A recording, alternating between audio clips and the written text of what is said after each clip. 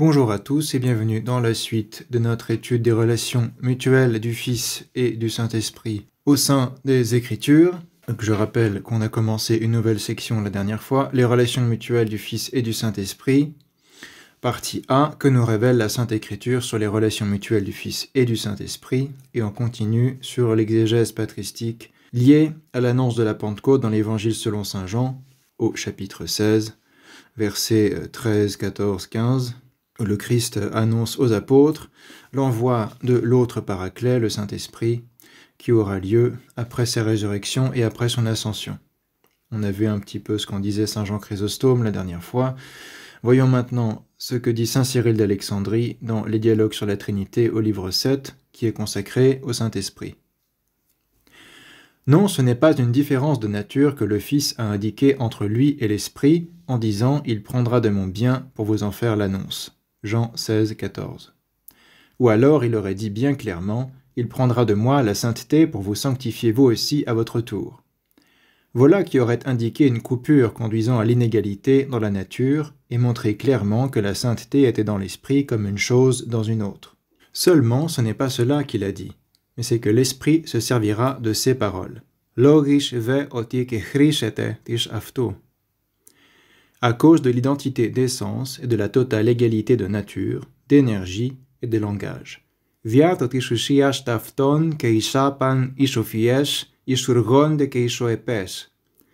En sorte que s'il décide éventuellement de faire entendre quelque chose au saint, ce langage est celui du Christ. Logon ine tuto Christo. Car il ne dira rien de lui-même, est-il écrit, mais tout ce qu'il entendra, il le dira.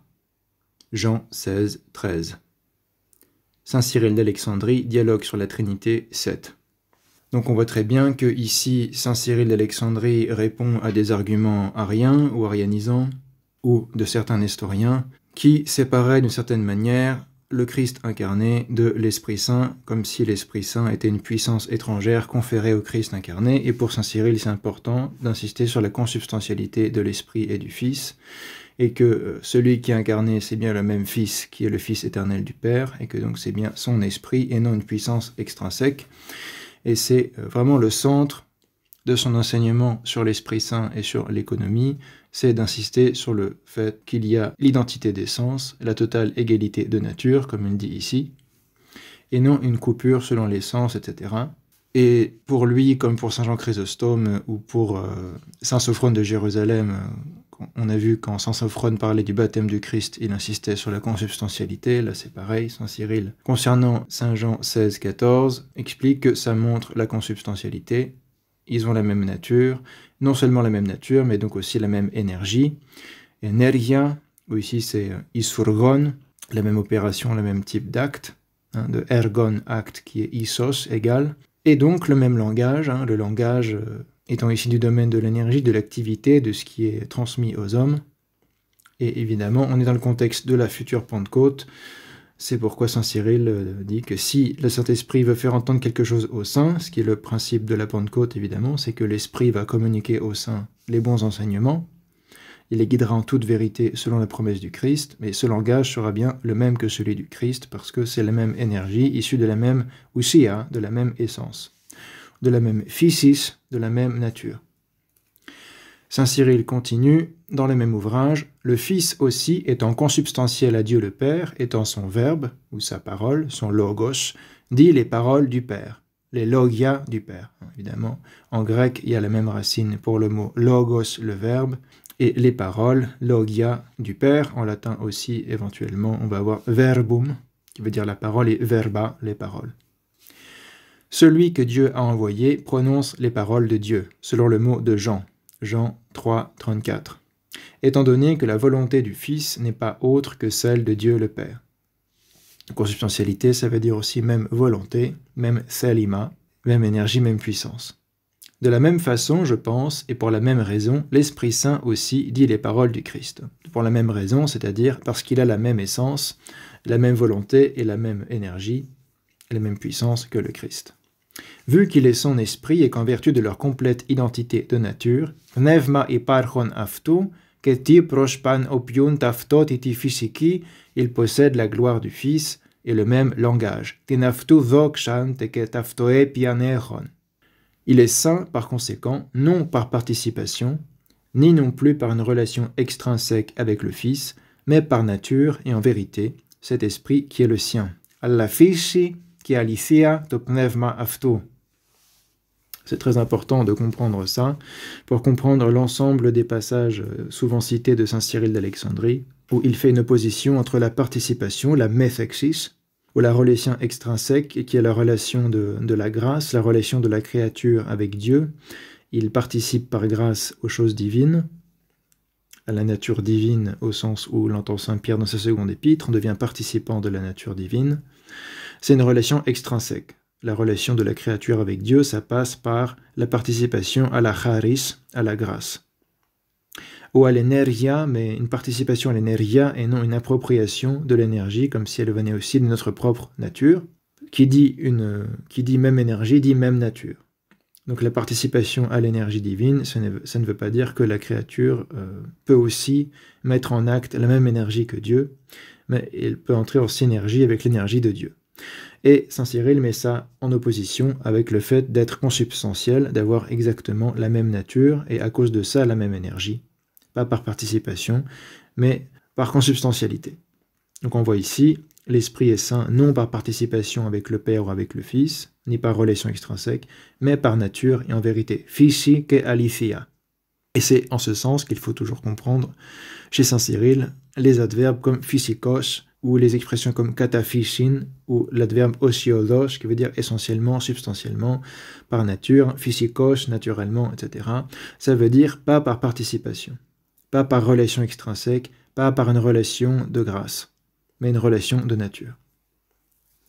Donc ça peut vous aider éventuellement à comprendre pourquoi en permanence on voit saint Cyril dire physikos, kataphysin, osiodos dans ce type de contexte, parce qu'il s'oppose à des gens qui disent que c'est par participation, par methexis, et par grâce qu'ici il y a un lien et non par nature. Donc ça niait la consubstantialité du Fils et de l'Esprit, soit pour nier la divinité de l'Esprit, soit pour nier la divinité du Fils, ou les deux à la fois. Et chez Nestorius, ça niait en fait l'unité hypostatique du Logos et de l'humanité du Logos, des deux natures. Donc il faisait une séparation entre le Logos qui est de nature divine et l'homme Jésus de Nazareth qui est de nature humaine, et en quelque sorte l'homme Jésus de Nazareth participe à l'Esprit Saint comme à une puissance étrangère, il a une relation extrinsèque avec cet Esprit Saint, et donc dans le système nestorien, l'homme Jésus participe à l'Esprit comme n'importe quel homme participe à la grâce. Et saint Cyril s'oppose à ça en disant cet homme Jésus, en fait, c'est le Fils éternel, c'est le Logos, c'est le corps et l'âme rationnelle du Logos, achémé par le Logos, et donc il a l'Esprit par une union particulière qu'aucun être humain n'a, parce que c'est la personne du Fils qui a cet esprit consubstantiel à lui. Donc il y a bien une participation de l'humanité du Christ aux énergies divines, mais d'une manière totalement unique, que les théologiens orthodoxes ensuite appelleront l'union hypostatique, que Cyril appelait de différentes manières. Union selon l'hypostage, union selon la nature, le vocabulaire était encore un peu vague et avait besoin d'être clarifié, ce que feront les conciles écuméniques du 5e siècle et ensuite.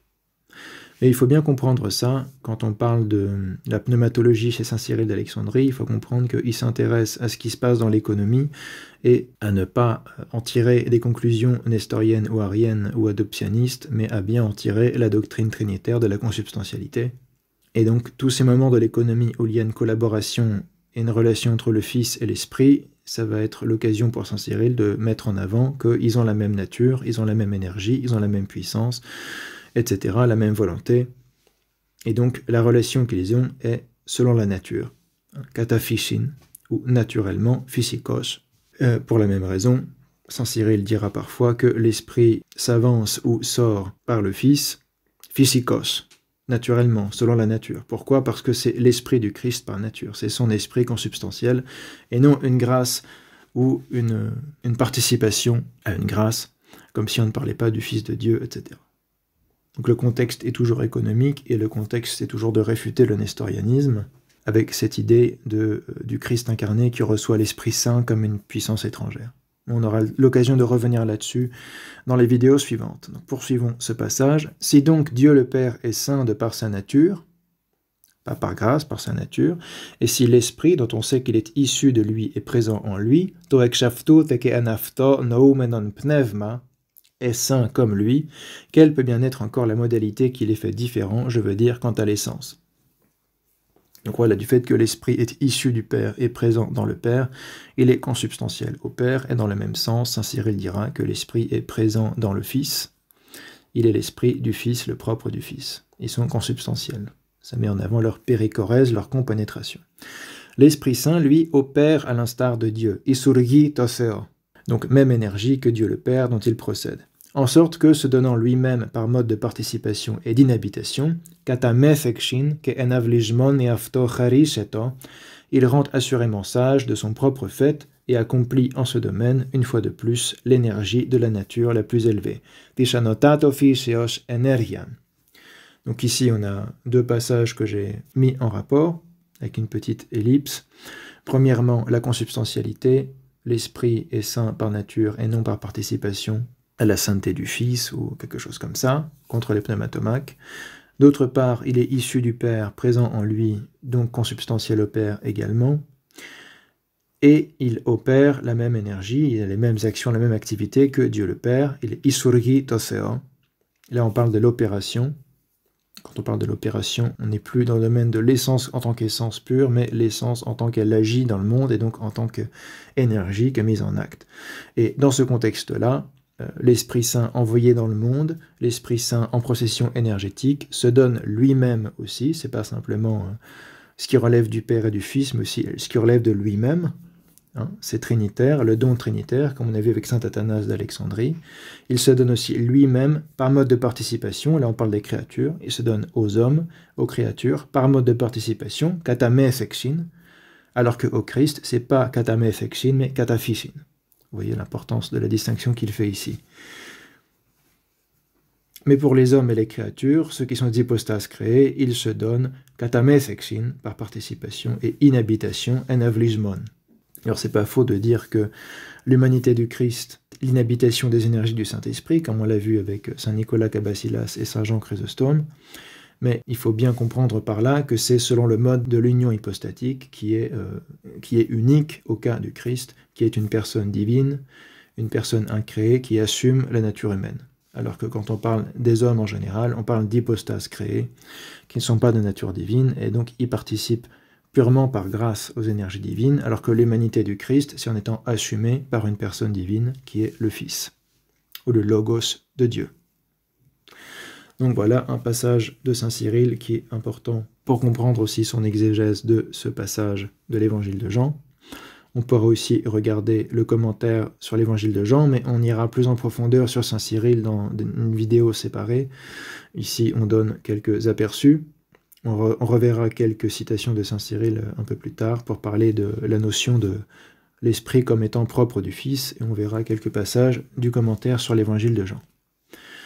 On rappelle aussi les passages de saint Léon le Grand, saint Léon Ier de Rome dans ses sermons sur la Pentecôte, les sermons 62 et 63. On a déjà vu dans la section précédente ces citations, mais ici c'est utile de les remettre dans ce contexte, puisque ça va en harmonie avec ce qu'on vient de voir chez plusieurs pères de l'Église. On retrouve ça évidemment aussi chez des pères latins comme saint Léon quand il parle de la Pentecôte. On va relire ces passages.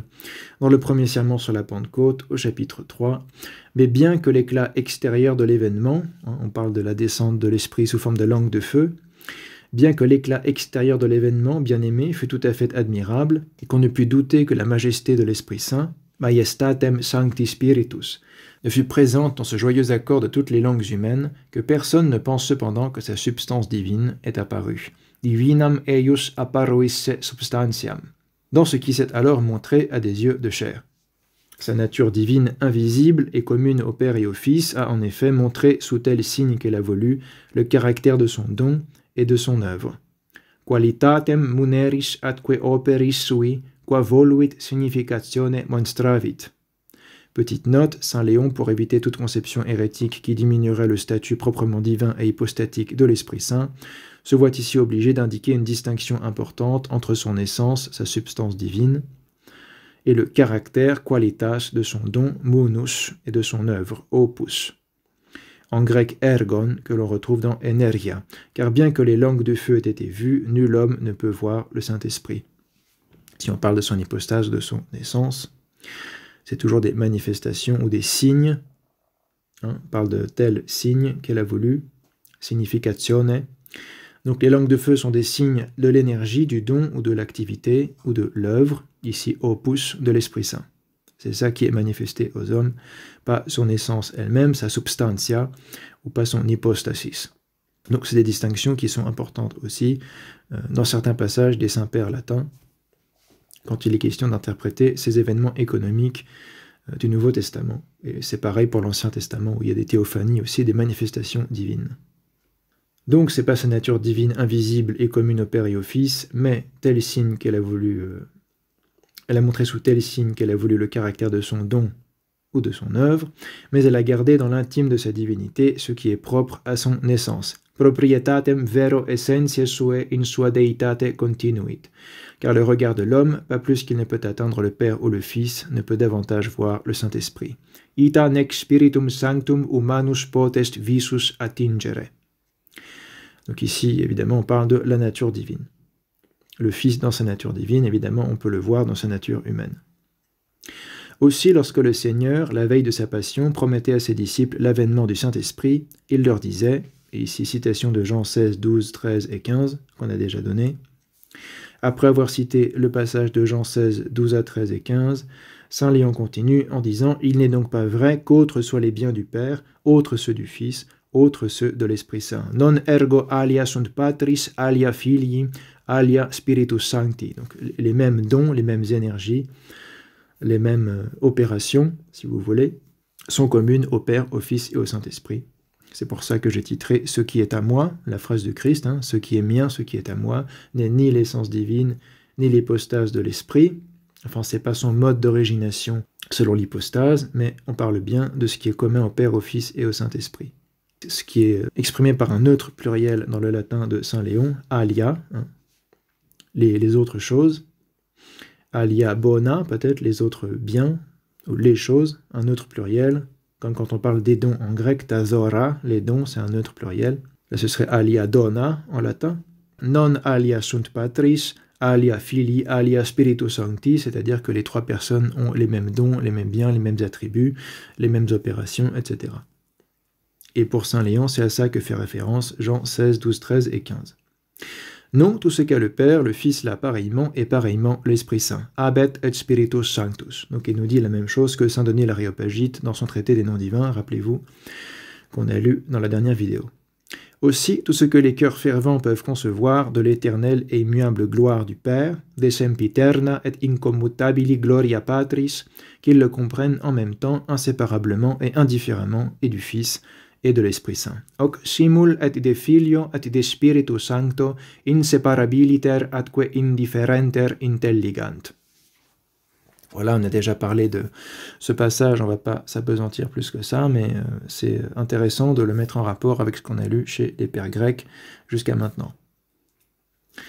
Encore dans le même sermon, Saint Léon continue « Que les cœurs fidèles se réjouissent de ce que dans le monde entier, un seul Dieu, Père, Fils et Saint-Esprit, soit loué et confessé dans toutes les langues, de ce que le signe qui apparut sous la forme de feu, illa significatio que in specie ignis apparuit, continue à agir et à se donner, et opere perseverat et munere. » Encore ces notions de munus et de opus, de don et d'œuvre, qu'on pourrait traduire en grec, le don c'est zoron, et c'est un terme utilisé par les pères grecs aussi pour parler des énergies divines, ta zora, les dons, et opus qui est ergon en grec, qui donne opération, qui est l'équivalent latin de energia en grec, la mise en acte, l'opération, l'activité.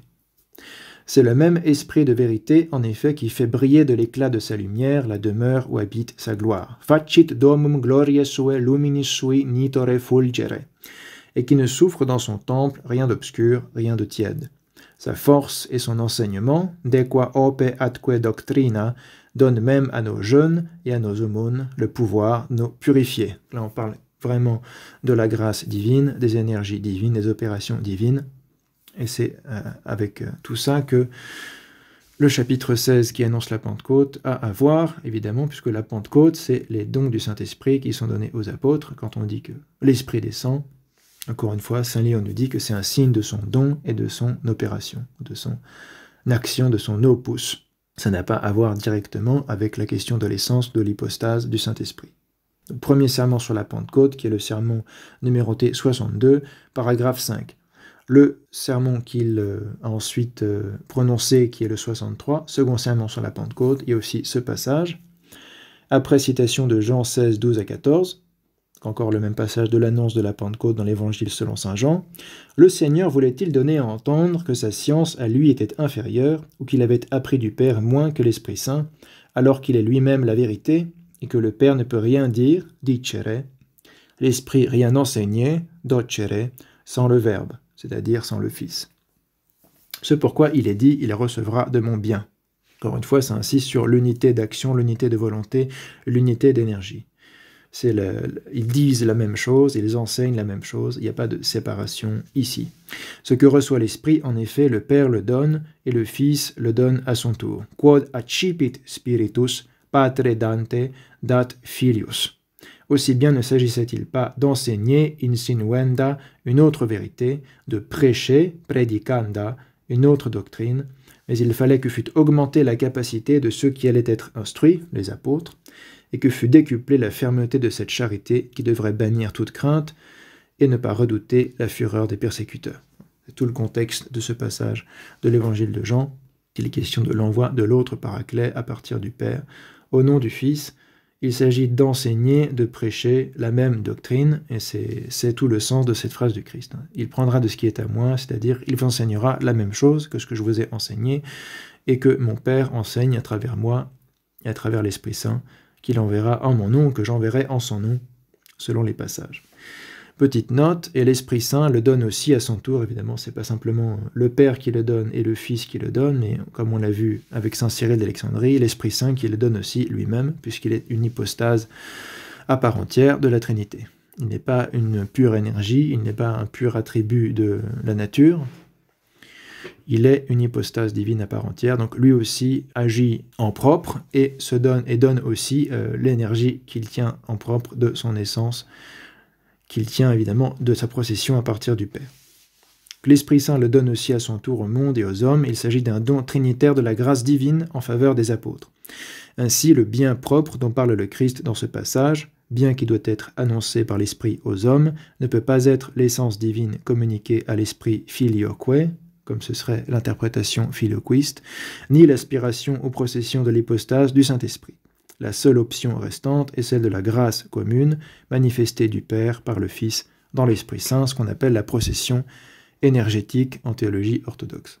En tout cas, c'est une manière de l'appeler. On parle aussi de manifestation des énergies divines. Voilà pour Saint Léon.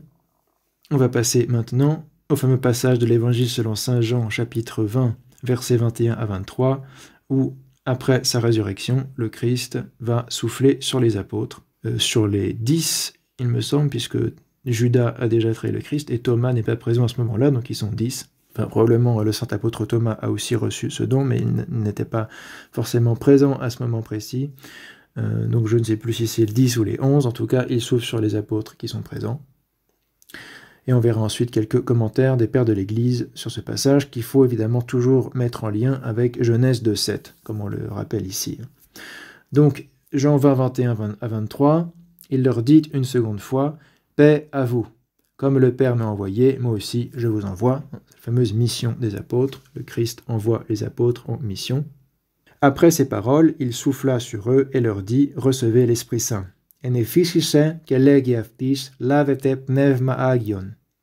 Ceux à qui vous remettrez les péchés, ils leur seront remis, et ceux à qui vous les retiendrez, ils leur seront retenus.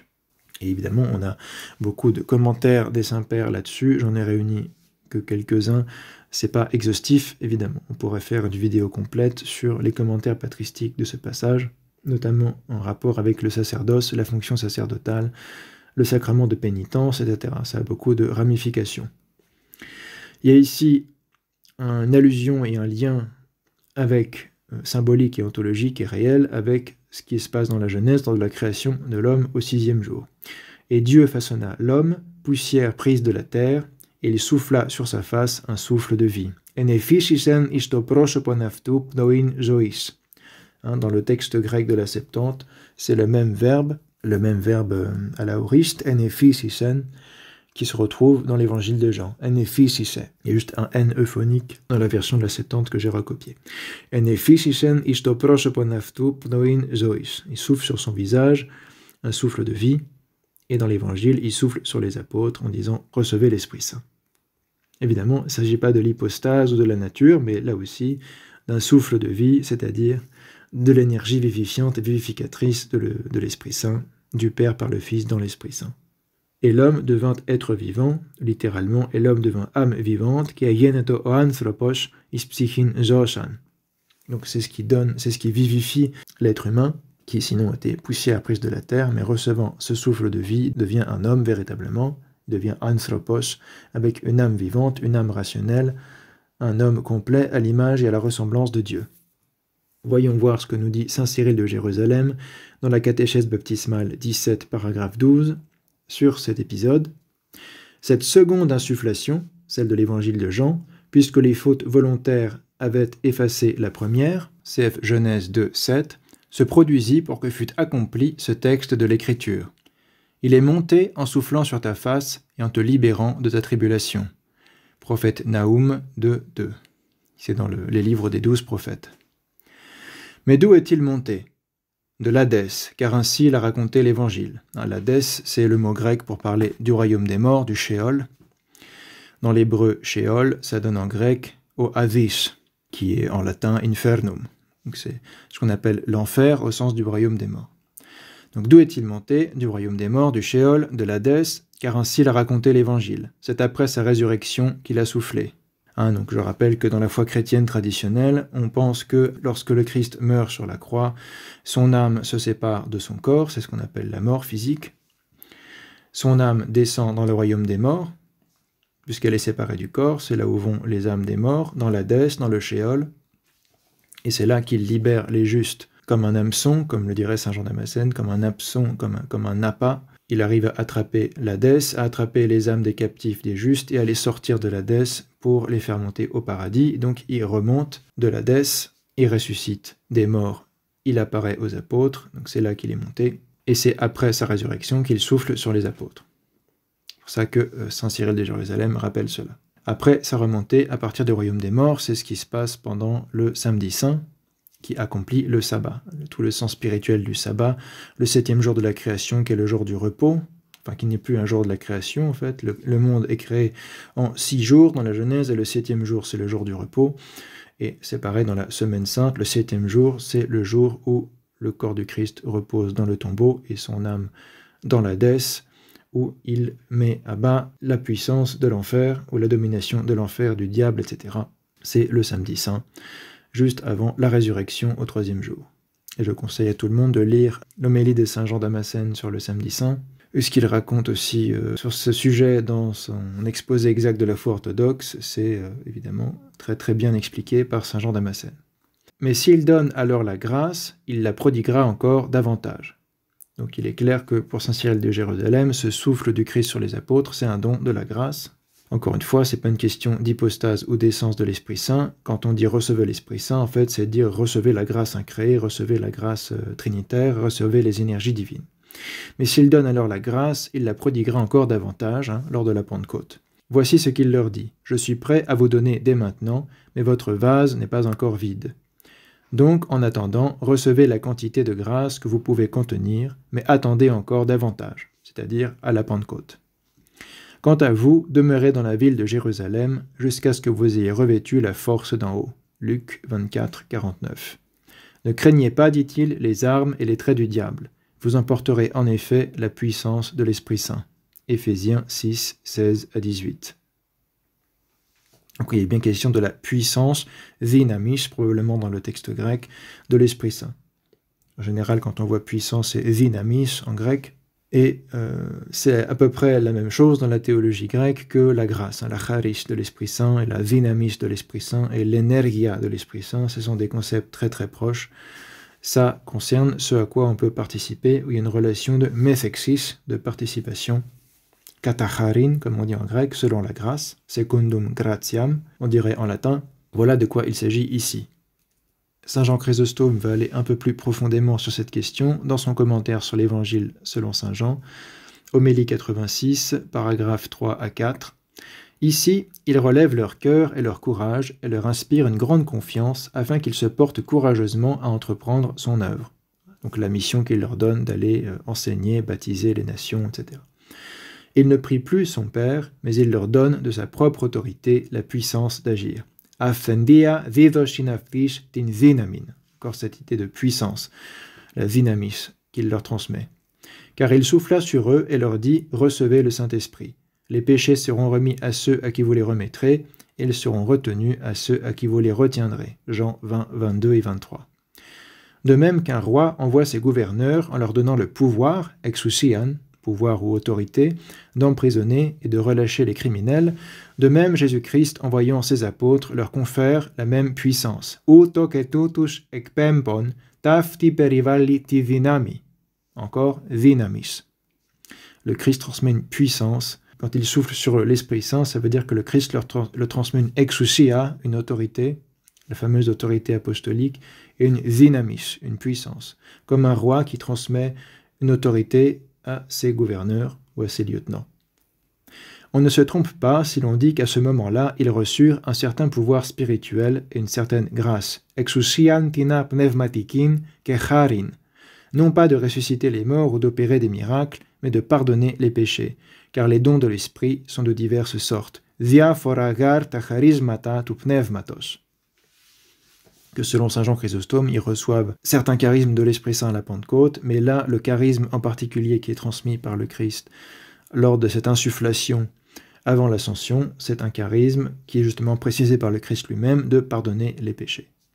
C'est pourquoi il a ajouté « Ceux à qui vous remettrez leurs péchés, ils leur seront remis », pour indiquer quel genre d'énergie, ou d'opération, ou d'activité il était en train de leur conférer. Viknish pion isos energias vivashin. Faisons donc tous les efforts possibles et ne mettons rien pour être à même d'avoir en nous le Saint-Esprit, et honorons infiniment ceux qu'il a chargés de son énergie, ou de son activité, ou de son opération, toutes les manières dont on peut traduire en français energia. Que tous enkechirismenus, enkechirismenus, ça veut dire en particulier ceux qui ont reçu l'imposition des mains. Là, c'est traduit par « il a chargé », mais dans le grec, on a « chir » qui veut dire « la main ». Et là, on a un verbe à partir de « chirizo », ou « imposer la main ». « Enkechirismenus », c'est ceux qui ont reçu l'imposition des mains, donc la fonction sacerdotale. Ceux qu'il a ordonnés, ou ceux à qui il a imposé les mains, de son énergie. « Que tous enkechirismenus tin energian metapolis therapevomen tis timis » car la dignité des sacerdotes est grande. Megaligar iton hiereon axia. Hiereon, c'est un terme général pour parler du sacerdoce, à la fois des évêques et des prêtres. On voit bien ici tout ce vocabulaire, ce champ sémantique de l'energia, qui on a des conceptions assez proches, comme on l'a dit, on a la dynamis, la puissance, l'exousia, qui est l'autorité ou le pouvoir, on a le charisma, qui est le charisme, un charisme de l'Esprit Saint, un don de l'Esprit Saint, la charis, qui est la grâce, et l'energia, qui est la mise en acte, l'énergie, l'activité, l'opération. Tout ça est mis un petit peu dans ce panier de la transmission de pouvoir que le Christ fait aux apôtres, et c'est ça qu'il se passe dans ce fameux passage de l'Évangile de Jean au chapitre 20, transmission d'une autorité, d'un pouvoir aux apôtres, qui d'ailleurs il ne transmet que aux apôtres. C'est pas un type de grâce ou de pouvoir qui est transmis à tout le monde, à tous ses disciples, mais au collège apostolique. Donc c'est en lien avec la fonction sacerdotale qui transmet avant tout à ses apôtres et qu'ensuite les apôtres vont transmettre à d'autres, comme on voit dans les actes des apôtres et dans les épîtres pastorales de saint Paul. Maintenant, on a plusieurs passages qu'on va lire concernant le type d'expression Esprit du Christ, Esprit du Fils, etc. Le Nouveau Testament ne nous parle pas simplement de l'Esprit qui procède du Père, ou de l'Esprit de Dieu, ou de l'Esprit qui vient de Dieu, ou de l'Esprit du Père. On a déjà vu tous ces passages-là. Dans la section sur l'origine hypostatique, il parle aussi de l'Esprit en lien avec le Fils, en lien avec le Christ. Donc on va lire 4 extraits de ce genre. Il y en a d'autres, c'est pas exhaustif. On pourrait lister certains passages des actes des apôtres, etc. peut-être d'autres passages de saint Paul encore. Mais bon, c'est déjà 4 passages assez représentatifs de ces occurrences dans le Nouveau Testament. Donc 3 qui sont tirés des épîtres de saint Paul et 1 des épîtres de saint Pierre. Dans l'épître aux Romains 8-9, c'est un passage souvent cité à foison, à l'envi, dans la littérature de la controverse sur la procession du Saint-Esprit. « Pour vous, vous ne vivez point dans la chair, mais dans l'Esprit, si du moins l'Esprit de Dieu, pneuma theo, habite en vous. » Esprit de Dieu, ça veut dire Esprit du Père. Si quelqu'un n'a pas l'Esprit du Christ, pneuma Christo, il ne lui appartient pas. Romains 8-9, très connu. Dans l'épître aux Galates 4-6, « Et parce que vous êtes fils, Dieu, c'est-à-dire le Père, a envoyé dans vos cœurs l'Esprit de son Fils, to pneuma tueu afto, qui crie Abba, Père, Abba en araméen, ça veut dire Père. Ainsi, tu n'es plus esclave, mais fils. Et si tu es fils, tu es aussi héritier de Dieu par le Christ. Klironomos theo via Christo. Donc ici, on a cette expression, l'esprit de son fils, to pneuma tueu afto, en lien avec cette question de l'héritage de Dieu, l'héritage du Père, qu'on obtient par le Christ, par son Fils, par son entremise, klironomos theo via Christo, ce via de la médiation de l'entremise. Dans l'épître aux Philippiens 1-19, saint Paul dit « Car je sais que cela tournera à mon salut, grâce à votre prière et à l'assistance de l'Esprit de Jésus-Christ. Tu pneumatos Isu Christo. » Donc, on a pneuma Christo, l'Esprit du Christ, pneuma tueu afto, l'Esprit de son Fils, le Fils du Père. On a pneuma Isu Christo, l'Esprit de Jésus-Christ. Et on pourrait citer un passage des Actes des Apôtres où on a l'expression « l'Esprit de Jésus », tout simplement, pneuma Isu. Et dans la première épître de Pierre 1.11, saint Pierre dit « Il cherchait à découvrir », et il parle des prophètes, de mémoire des prophètes de l'Ancienne Alliance, « il cherchait à découvrir quel temps et quelles circonstances indiquaient l'Esprit du Christ, pneuma Christo, qui était en eux, dans les prophètes de l'Ancienne Alliance, comme Isaïe, Ézéchiel, Daniel, etc. » Et qui attestait, l'Esprit du Christ, qui attestait d'avance les souffrances réservées au Christ et les gloires qui devaient suivre, en particulier dans le livre d'Isaïe, comme on a eu l'occasion de le voir. Lors de la Semaine Sainte, on a beaucoup de lectures tirées d'Isaïe sur la Passion, la Résurrection, etc. Voilà 4 exemples, 3 de saint Paul, 1 de saint Pierre, et on va voir un petit peu ce que nous dit saint Ambroise de Milan pour commencer sur l'Esprit du Fils, dans son traité sur l'Esprit Saint 1.3.44. Examinons l'argument selon lequel quiconque a évoqué l'un des trois a aussi indiqué par là la Trinité tout entière. Si tu dis le Christ, tu désignes aussi Dieu le Père par lequel le Fils a été oint. Celui-là même qui a été oint, que le Christ ça veut dire celui qui est oint, on l'a vu, Christos du grec Christos qui veut dire être oint, recevoir le chrisma, la chrismation, le crème. En général, c'est la notion d'huile, on est oint d'huile sainte, d'huile bénite, etc. Ou on est oint de l'Esprit Saint. On a vu ça la dernière fois. Donc en disant le Christ, c'est-à-dire l'oint, on désigne aussi Dieu le Père par lequel le Fils a été oint, donc puisque on rappelle qu'il reçoit l'Esprit Saint du Père. Celui-là même qui a été oint, le Fils, le Christ, et l'Esprit Saint à l'aide duquel il a été oint. Là, c'est clairement affirmé par saint Ambroise de Milan aussi. Le Christ est oint par l'Esprit Saint du Père. Du Père, l'Esprit Saint du Père sur le Fils. On a vu ça la dernière fois. Sort du Père pour reposer sur le Fils. C'est tout le symbolisme théologique de ce qui se passe lors de la théophanie, lors du baptême de Christ dans le Jourdain. Car il est écrit, dit saint Ambroise, ce Jésus de Nazareth que Dieu a oint de l'Esprit Saint. Voilà, Actes des Apôtres 10, 38. Et si tu dis le Père, tu as indiqué de même à la fois son Fils et l'Esprit de sa bouche. Psaume 32, 6. Et filium eius et spiritum oris eius. Si en outre tu comprends aussi cela dans ton cœur. Donc quand on dit le Père, on pense immédiatement au Fils, et selon saint Ambroise aussi à l'Esprit de sa bouche, l'Esprit de la bouche du Père, son souffle, qui est une expression très très courante dans tout l'Ancien Testament. Ce n'est pas une invention du Nouveau Testament et du christianisme. Et si tu dis l'Esprit, la troisième hypostase, tu as aussi nommé Dieu le Père, de qui l'Esprit procède. Et si spiritum dicas, et deum patrem, a quo procedit spiritus. Et le Fils, car l'Esprit est aussi celui du Fils. Et filium quia filii quoque est spiritus nunc upasti. Donc dans ce passage, saint Ambroise veut démontrer que quand on fait appel à une des personnes, directement, ça inclut les deux autres, et qu'on ne peut pas séparer une personne des deux autres de la Trinité. Quand on fait appel au Fils directement, il y a le Père. Quand on dit le Christ, évidemment, celui qui l'a oint, c'est le Père, et il a été oint par quoi? Par l'Esprit Saint, donc Trinité. Quand on dit le Père, on pense à son Fils et au souffle de sa bouche. Et quand on dit l'Esprit, on pense au Père. Pourquoi? Parce qu'il procède du Père. A quo procedit Spiritus. C'est scripturaire, c'est l'évangile de Jean. Et aussi au Fils, parce qu'il est aussi l'Esprit du Fils. C'est ce qu'on vient de voir chez saint Paul et chez saint Pierre. C'est l'Esprit que le Fils souffle sur les apôtres après sa résurrection, et que le Fils envoie au nom du Père après son ascension, ce qu'on appelle la Pentecôte, sur l'Esprit Saint 1, 3, 44. Saint Basile le Grand parle aussi de l'expression d'Esprit du Christ dans son traité sur l'Esprit Saint, chapitre 18, paragraphe 46. On le dit encore Esprit du Christ, parce qu'il lui est intimement uni selon la nature. Allah ke pneuma Christou leiete, os ikiomenon katatin physin afta. Aussi, qui n'a pas l'Esprit du Christ n'est pas du Christ. Romains 8, 9. De ce fait, il est seul à glorifier dignement le Seigneur. On parle de l'Esprit Saint.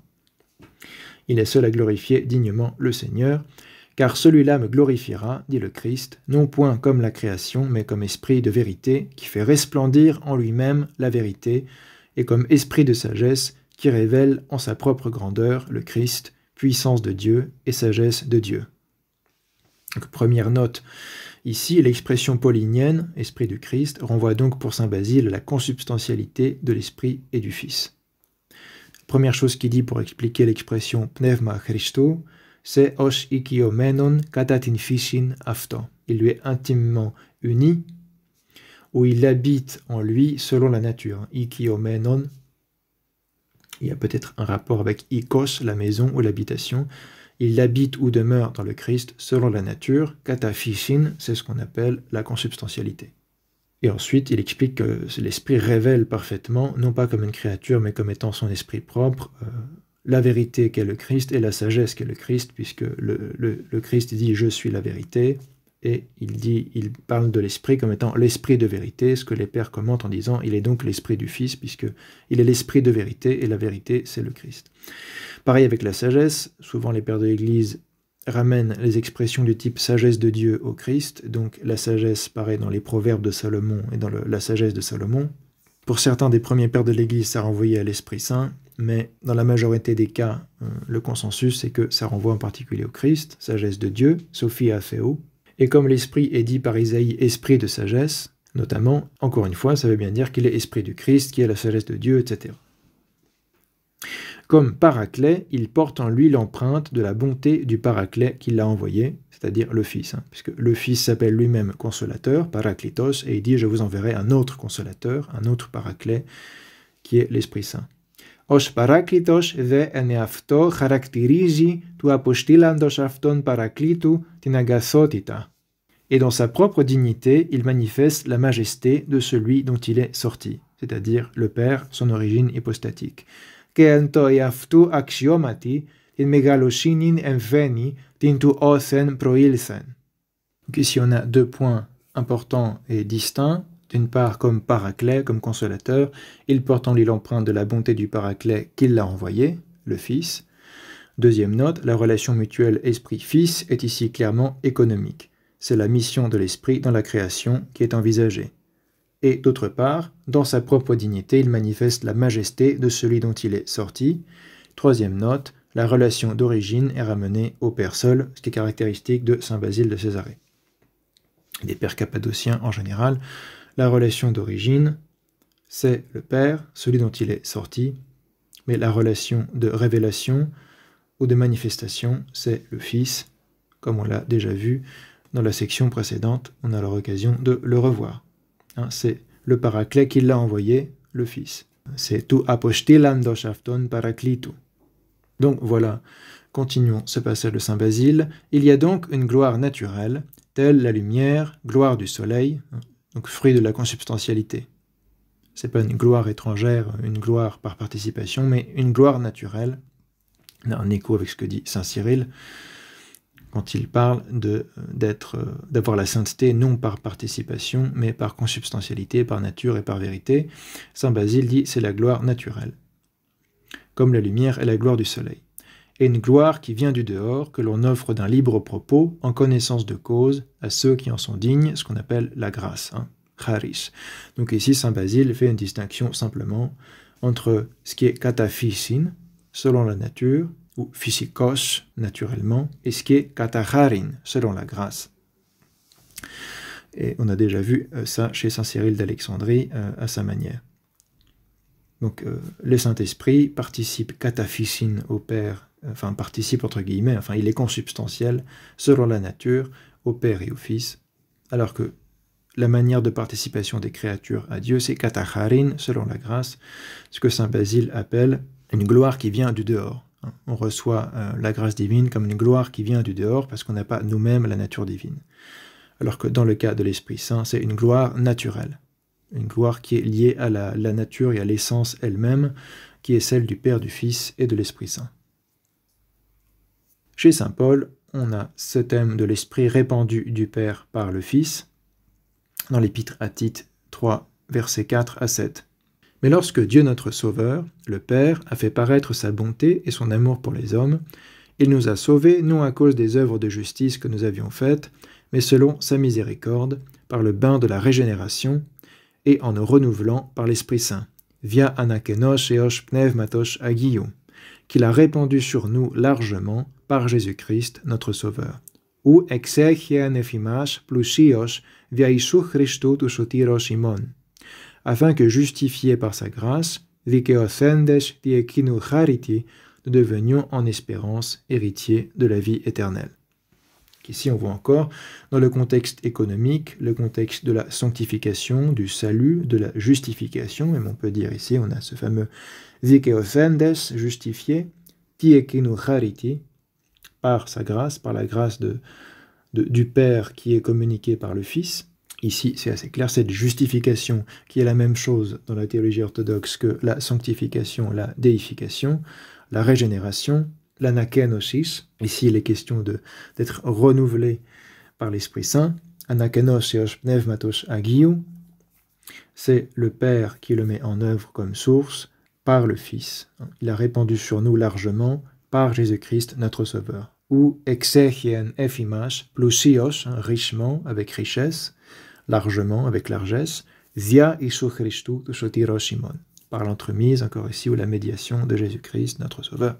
Donc voilà, c'est vraiment de ce type de passage qu'on retrouve chez les pères de l'Église, cette notion des activités ou des énergies divines du Père par le Fils dans l'Esprit Saint, puisque c'est comme ça que ça se manifeste dans l'économie, comme cette justification de l'homme dans l'économie du salut qui est du Père par notre Sauveur Jésus-Christ, dans l'Esprit Saint qui accomplit et parachève cette justification. Dans l'Épître catholique de Saint Jacques, chapitre 1, versets 17 à 18, on a cette expression aussi importante qui sera utilisée par certains théologiens orthodoxes pour parler de la procession énergétique, le Père des Lumières. Saint Jacques dit « Tout don excellent et tout présent parfait descend d'en haut du Père des Lumières. Pas adosis agathi και παν δώρημα τέλειον anosένεστη καταβαίνον από του πατρός των φώτων, en qui n'existe aucune variation ni l'ombre d'un changement. De sa propre volonté, il nous a engendrés par la parole de vérité, afin que nous soyons comme les prémices de ses créatures. » Par la parole de vérité, on pourrait presque dire par Jésus-Christ lui-même, qui est le Verbe de Dieu. Et donc ici, on a cette idée de Père des Lumières, le patir ton photon, qui sera compris par les théologiens byzantins notamment comme mettant en avant le fait que le Père est la source des énergies divines, de tous les dons divins, de tout ce qui est transmis par Dieu aux hommes par la grâce incréée, c'est du Père des Lumières, et par la parole de vérité, par le Christ, donc du Père par le Fils dans l'Esprit Saint. C'est le même principe, et c'est le Père qui est toujours ici la source unique, la cause de tout cela. Même si, par consubstantialité, toute la Trinité devient cause démiurgique, cause énergétique de tous ces dons, évidemment. Du Père par le Fils dans l'Esprit Saint. Enfin, dernier passage qu'on va analyser, un passage de l'Apocalypse selon saint Jean, chapitre 22, versets 1 à 5, que j'ai intitulé « Le fleuve mystique ». Après la description de la Nouvelle Jérusalem, l'Apocalypse de Jean nous dit « Puis il me montra un fleuve d'eau de vie ». Donc c'est saint Jean le théologien qui parle. Ici vous avez l'icône de saint Jean à Patmos avec saint Procore qui recopie ce qui est révélé à saint Jean.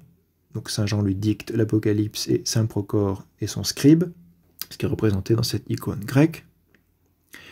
Puis il me montra un fleuve d'eau de vie, éclatant comme du cristal, potamonidatos jois lambron os kristalon, jaillissant du trône de Dieu, c'est-à-dire le Père, et de l'agneau, c'est-à-dire le Fils incarné. Ekporevomenon ek tu throno tu seu ke tu arniu, au milieu de la place de la ville. Et de part et d'autre du fleuve se trouvait l'arbre de vie qui fructifie 12 fois, une fois par mois, et dont les feuilles servent à la guérison des nations. Des nations, c'est-à-dire des peuples non juifs, des peuples qui ne sont pas Israël, taethni dans le grec, les gentes dans le latin, les gentils. Il n'y aura plus de malédiction. Le trône de Dieu et de l'agneau sera dans la ville. Ses serviteurs le serviront, ils verront sa face, et son nom sera sur leur front. Il n'y aura plus de nuit, ils n'auront besoin ni de lampe, ni de la lumière du soleil, parce que le Seigneur Dieu les illuminera. Kyrios o Theos photié aftos. Ils régneront pour les siècles des siècles. Apocalypse de saint Jean 22, 1 à 5. Et donc, ce fameux passage, un fleuve d'eau de vie éclatant comme le cristal, qui a le même éclat que le cristal, et qui jaillit du trône de Dieu et de l'agneau. Et ce jaillissant, c'est ekporevomenon.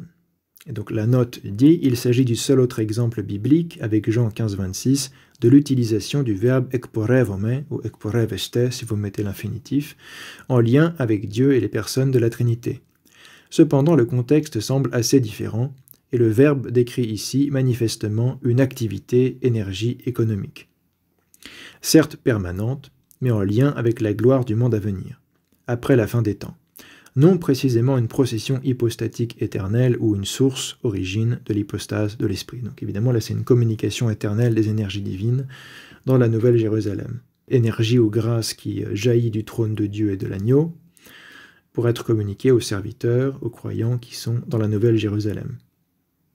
Voilà un exemple d'exégèse économique de ce passage de l'Apocalypse, Saint-Hilaire de Poitiers, commentaire sur le psaume 1, paragraphe 17. Le mystère du ciel est présenté par des images matérielles. Ces réalités matérielles, qui ne peuvent rendre compte de sa logique spirituelle, rationem spiritalem, quam implere non possint, lui donnent un corps sans la défigurer. Donc là, il parle du symbolisme dans les Écritures, qu'on peut rencontrer dans les psaumes, mais il faut aussi référence à l'Apocalypse, qui est évidemment un livre symbolique par excellence, puisque la littérature apocalyptique ou de révélation est fondamentalement une littérature symbolique. En effet, il ne fallait pas dire qu'il y avait un arbre, mais des arbres de chaque côté de ce fleuve. Toutefois, comme l'arbre de vie est toujours unique, dans le cas du sacrement du baptême, in sacramento baptismi, qui procure les fruits de l'enseignement des apôtres à ceux qui viennent à lui de partout, un seul arbre de vie se dresse de chaque côté du fleuve, car on ne voit qu'un seul agneau sur le trône de Dieu, un seul fleuve et un seul arbre de vie, lesquels renferment tous les mystères de l'incarnation, du baptême et de la passion. Que omnia in se complectuntur mysteria corporationis baptismi passionis. Donc Saint-Hilaire de Poitiers met en rapport l'agneau et le trône de Dieu avec le mystère de la passion, puisque l'agneau c'est le titre par excellence du Fils comme celui qui est sacrifié sur la croix, comme l'agneau pascal. C'est d'ailleurs en référence directe avec l'agneau pascal de l'Exode qu'il y a la crucifixion du Messie sur la croix, l'agneau sans tache mené à la boucherie dont parlait le prophète Isaïe. Donc l'agneau sur le trône de Dieu, référence à l'incarnation et à la passion. L'agneau, c'est le Fils en tant qu'il s'incarne pour le salut de l'humanité. Le fleuve, c'est le baptême pour Saint-Hilaire, référence au baptême et donc à la régénération. Et donc dans le monde à venir, en quelque sorte, on est baptisé par la grâce incréée éternellement. Et l'arbre de vie symbolise la passion, puisque l'arbre est toujours mis en rapport avec la croix. L'arbre de vie, l'arbre de la science du bien et du mal, et l'arbre de la croix, sur lequel est sacrifié le Christ. Ou le bois de la croix, mis en lien avec le bois de l'arbre de vie, puisque la croix, par là, devient aussi arbre de vie, croix vivifiante, croix du salut, etc.